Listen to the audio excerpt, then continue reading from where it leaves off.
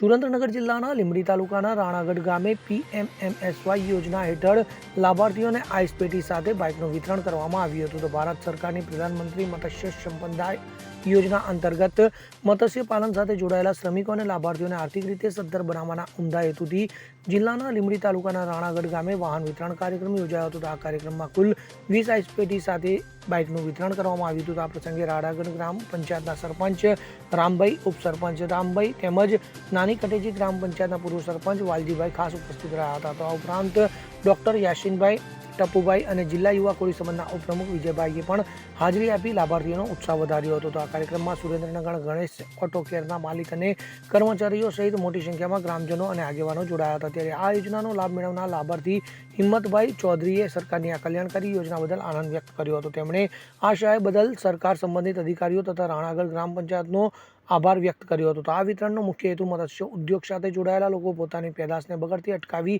ઝડપથી બજાર સુધી પહોંચાડી શકે અને તેમની આવકમાં વધારો થાય તે હેતુ હતો. તો આધુનિક સાધનો મળવાથી સ્થાનિક યુવાનોમાં પણ રોજગારીની નવી તકો ઊભી થશે.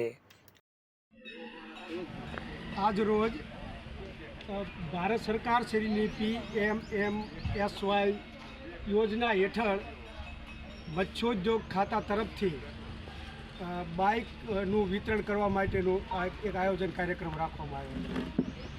આ કાર્યક્રમનો હેતુ એ હતો કે આદિજાતિના મત્સ્ય ઉદ્યોગના જે કે એના લાભાર્થી હોય એને એના વ્યવસાય માટે સરકારશ્રી તરફથી 90% સહાયમાં એને મોટરસાઇકલની સહાય આપવામાં આવી છે, જેથી આનું જીવન ધોરણ ઓછું આવે, એના બાળકોને ભણાવી શકે, રોજગારી મળી શકે. એટલા માટે આ સરકારના હેતુથી અમને આ લાભ આપવામાં આવ્યો છે. અને આ લાભ આપવામાં શ્રી ગણેશ